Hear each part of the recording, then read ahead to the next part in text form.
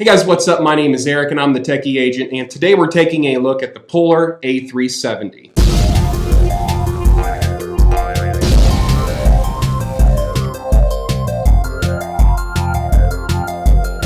Now, if you're already familiar with the Polar A360, the Polar A370 is basically the exact same hardware as the previous generation product, but it has a few key software updates. So the first key software update is that now the Polar A370 will have continuous heart rate tracking. The previous generation product would do intermittent tracking to get your resting heart rate. This product here will track your heart rate 24/7, a constant reading of your heart rate. So that's definitely something that's beneficial to getting more accurate results in determining both your active and resting heart rate. Another key difference is that now the Polar A370 optical heart rate sensor has been optimized. As the device senses that you're moving around and being more active, the refresh rate on the heart rate sensor increases to give you a little bit better of a tracking accuracy. And so what that means is that if you forget to manually start a workout on this and you go for a run or go for a jog, this will detect that movement and begin ramping up the refresh rate of the heart rate sensor to accurately track your workout. And then afterwards, you can go back into the app and make an adjustment and let the app know that you did a workout, and it will have accurate data regarding that workout. And I have noticed actually that this heart rate sensor, even though it's identical in terms of hardware to the previous generation A360, it did perform better in every aspect. It is more accurate. They've really done a good job calibrating the sensor this time around and making it more accurate. And the last software update that the Polar A370 has that the 360 doesn't have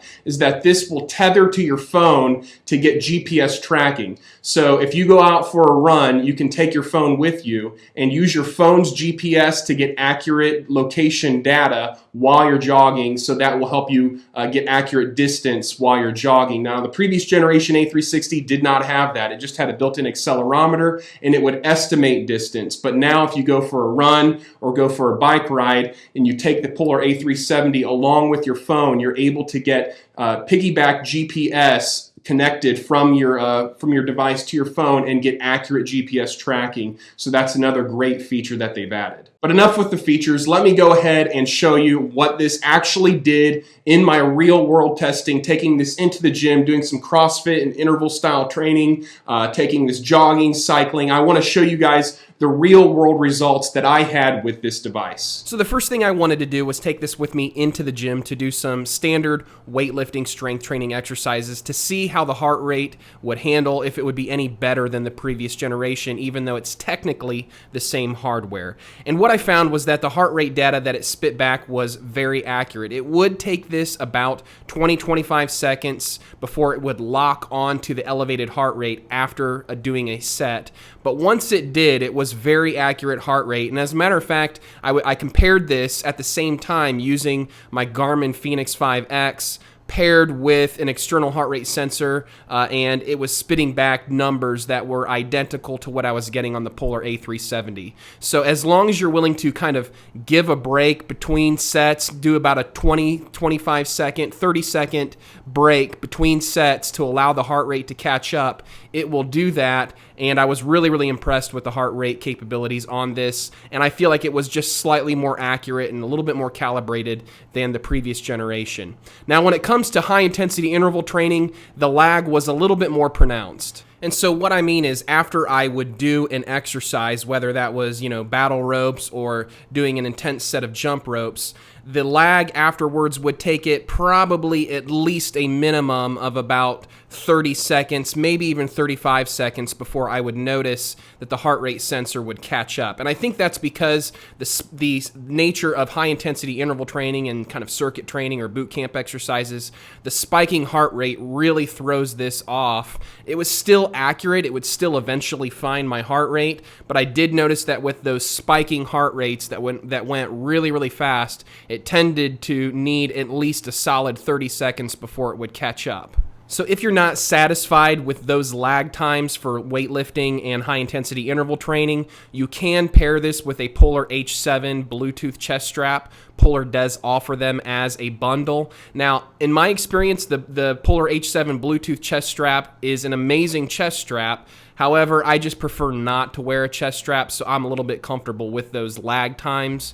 I did want to mention that I tried to pair the Polar A370 with my Bluetooth Scosche Rhythm Plus, and I was not able to do that. Now, Polar says that they're not locking out other third-party brands, but they don't guarantee that it will work with every brand. So you'll want to check and make sure that your brand works with the Polar A370 before you buy. When you go to start an exercise where GPS is enabled, you'll get a little icon that shows up on the watch that says GPS, and it'll let you know once you have a GPS lock using your phone.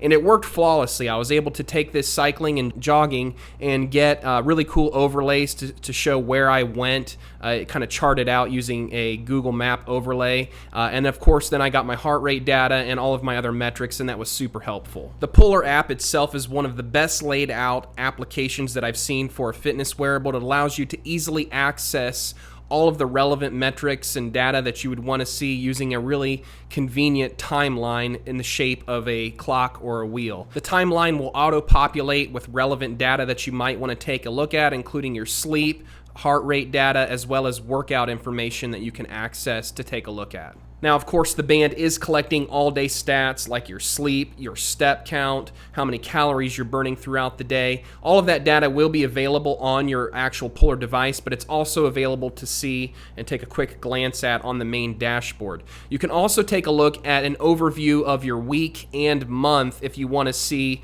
how everything is breaking down in terms of larger sections of time. That's a really cool feature. The band user interface is pretty simple. It's just a swipe up or swipe down to see all of the main menus. When you find a menu you want, you can just select it, and then it will take you into other menus that you can select. You can always back out using the button on the left side of the device. That's kind of your back or return button.